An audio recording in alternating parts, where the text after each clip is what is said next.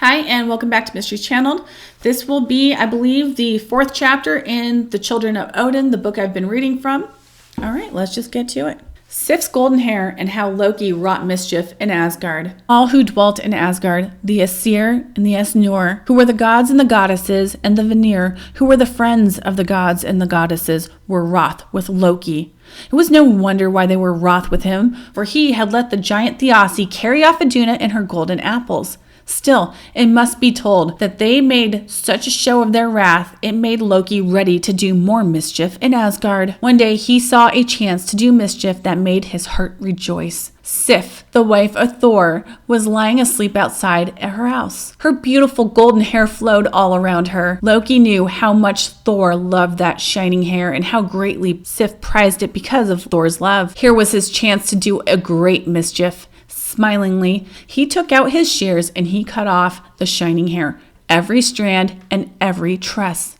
She did not awaken while her treasure was being taken from her, but Loki left Sif's head cropped and bare. Thor was away from Asgard. Coming back to the city of the gods, he went to his house. Sif, his wife, was not there to welcome him. He called to Sif, but no glad answer came from her. To the palaces of all the gods and goddesses Thor went, but in none of them did he find Sif, his golden-headed wife. When he was coming back to his house, he heard his name whispered. He stopped, and then a figure stole out from behind a stone. A veil covered her head, and Thor scarce knew it was his wife Sif. As he went to her, she sobbed and sobbed. "Oh, Thor, my husband," she said, "do not look upon me. I'm ashamed that you should see me. I shall go from Asgard and from the company of the gods and the goddesses, and I shall go down to Svartheim and live amongst the dwarves. I cannot bear any of the dwellers in Asgard should look upon me now." "Oh, Sif," cried Thor, "what has changed? What has happened to you?" "I have lost the hair of my head," said Sif. "I have lost the beautiful golden hair that you, Thor, loved. You will not love me anymore, and so I must go away, down to Svartheim, to the company of the dwarves." She then took the veil off her head, and Thor saw that her beautiful hair was gone. She stood before him, shamed and sorrowful, and he grew into a mighty rage. "Who has done this to you, Sif?" he said. "I am Thor, the strongest of the dwellers in Asgard, and I shall see to it that all the powers the gods possess will be used to get your fairness back. Come with me, Sif." And taking his wife's hand in his, Thor went to the council house where the gods and the goddesses were. Sif covered her head with her veil, for she would not have the gods and goddesses look upon her shorn head. But from the anger in Thor's eyes, all saw that a wrong was done to Sif.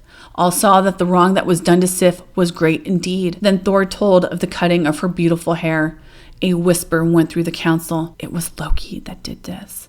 No one else in Asgard would do something so shameful, they said to one another. "Loki it was who did this," said Thor. "He has hidden himself, but I shall find him, and I will slay him." "Nay, not so, Thor," said Odin, the father of the gods. "Nay, no dweller in Asgard may slay another. I shall summon Loki to come here before us. It is for you to make him bring back to Sif the beauty of her golden hair, and remember that Loki is cunning and able to do many things." Then the call of Odin, the call that all in Asgard have hearkened to, went through the city of the gods. Loki heard it, and he had to come from his hiding place to enter the house where the gods held their council. And when he looked on Thor, he saw the rage that was in his eyes. When he looked on Odin, he saw the sternness in the face of the father of the gods, and he knew that he would have to make amends for the shameful wrong he had done to Sif. Said Odin, "There is a thing that you, Loki, have to do. Restore to Sif the beauty of her hair." Loki looked at Odin. Loki looked at Thor, and he saw that what was said would have to be done. His quick mind searched for a way of restoring Sif the beauty of her golden hair. "I shall do as you command, Odin, All-Father," he said. "But before we tell you of what Loki did to restore the beauty of Sif's golden hair, we must tell you of the other beings besides the gods and the goddesses who were in the world at that time. First, there was the veneer. When the gods, who were called the Aesir, came to the mountain on which they built Asgard, they found other beings there. These beings were not wicked and ugly like the giants. They were beautiful and friendly. And the veneer they were named. Although they were beautiful and friendly, the veneer had no thought of making the world more beautiful or more happy. In that way they differed from the Aesir, who had such a thought. The Aesir made peace with them, and they lived together in friendship. And the veneer came to do things that helped the Aesir to make the world more beautiful and more happy. Freya, whom the giant wanted to take away with the sun and the moon as a reward for the building of the wall around Asgard, was of the veneer. The other beings of the veneer were Frey, who was the brother of Freya, and Njord, who was their father. On the earth below, there were other beings, the dainty elves who danced and fluttered about, attending to the trees and flowers and grasses. The veneer were permitted to rule over the elves. Then, below the earth, in the caves and hollows, there was another race, the dwarves or gnomes, little twisted creatures who were both wicked and ugly, but who were the best craftsmen in the world. In the days when neither the Aesir nor the veneer were friendly to him, Loki used to go down to Svartheim, the dwarves' dwelling below the earth. And now he was commanded to restore to Sif her beautiful hair. Loki thought of help he might get from the dwarves. Down through the winding passages of the earth he went, and he came at last to where the dwarves, who were most friendly to him, were working on their forges. All the dwarves were master smiths,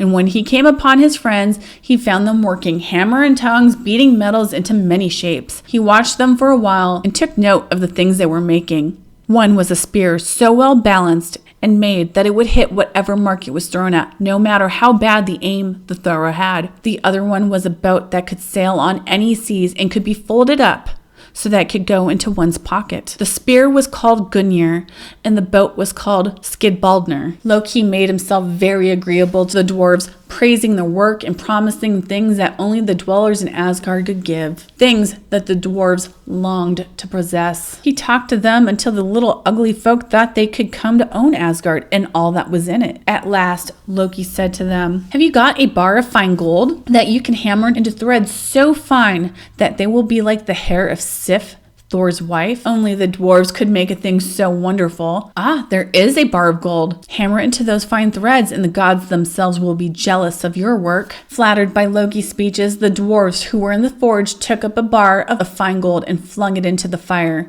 Then taking it out and putting it on their anvil, they worked on the bar with tiny hammers until they beat it into threads that were as fine as the hairs on one's head. But that was not enough. They had to be as fine as the hairs on Sif's head, and these were finer than anything else.